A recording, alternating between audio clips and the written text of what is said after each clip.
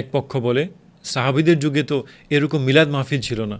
অপর পক্ষ পাল্টা প্রশ্ন করে, মাইক, পোস্টার, বিশাল স্টেজ, লাখ টাকার ভাড়া করা বক্তা দিয়ে সিরাত মাহফিলও তো সাহাবীদের যুগে ছিল না। একবার ভাবুন তো, নবীজির মিলাদ ও সিরাত আলোচনা করতে গিয়ে যদি আমরা নবীজির আদবের শিক্ষাই হারিয়ে ফেলি।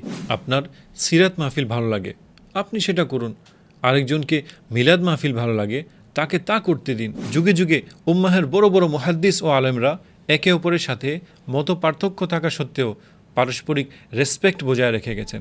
প্রত্যেক বছর মিলাদুন্নবী তথা রবিউল আউয়াল মাস এলেই মিলাদ বনাম সিরাত বিতর্ক বারবার শুরু হয়ে যায়।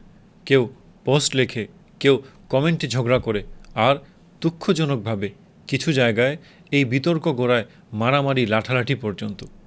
একবার ভাবুন তো, নবীজির মিলাদ ও সিরাত আলোচনা করতে গিয়ে যদি আমরা নবীজির আদবের শিক্ষাই হারিয়ে ফেলি, তাহলে লাভটা কোথায়? কত সুন্দর হতো যদি এই মূল্যবান সময়টা আমরা অনর্থক কাদা ছড়াছড়িতে অপচয় না করে নিজে নবীদের সুন্নাহ শিখতাম, অন্যকে শেখাতাম, একে অপরের পাশে বসে মহব্বতের দরুদ শরীফের মাহফিল সাজাতাম। আপনার সিরাত মাহফিল ভালো লাগে, আপনি সেটা করুন। আরেকজনকে মিলাদ মাহফিল ভালো লাগে, তাকে তা করতে দিন। কারণ দিন শেষে লক্ষ্য তো একটাই, আল্লাহ রসুলের আলোচনা করা, অন্তরে তার ভালোবাসা জাগানো এবং তার সুন্নাহকে সমাজে ছড়িয়ে দেওয়া। এক পক্ষ বলে, সাহাবীদের যুগে তো এরকম মিলাদ মাহফিল ছিল না।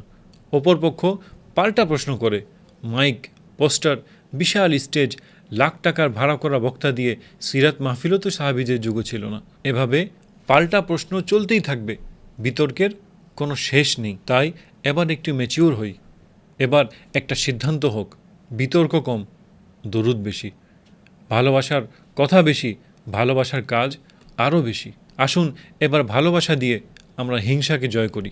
আপনার কোনো পোস্টে কেউ আক্রমণাত্মক বা কটু মন্তব্য করলে তবে তাকে পাল্টা গালি না দিয়ে কমেন্টে একটি দরুদ শরীফ এবং লাভ ইমোজি পাঠিয়ে দিন। কারণ নবীজি আমাদেরকে শিখিয়েছেন উত্তম চরিত্রের মাধ্যমেই মানুষের মনকে জয় করতে। যুগে যুগে উম্মাহের বড় বড় মুহাদ্দিস ও আলেমরা একে অপরের সাথে মত পার্থক্য থাকা সত্ত্বেও পারস্পরিক রেসপেক্ট বজায় রেখে গেছেন।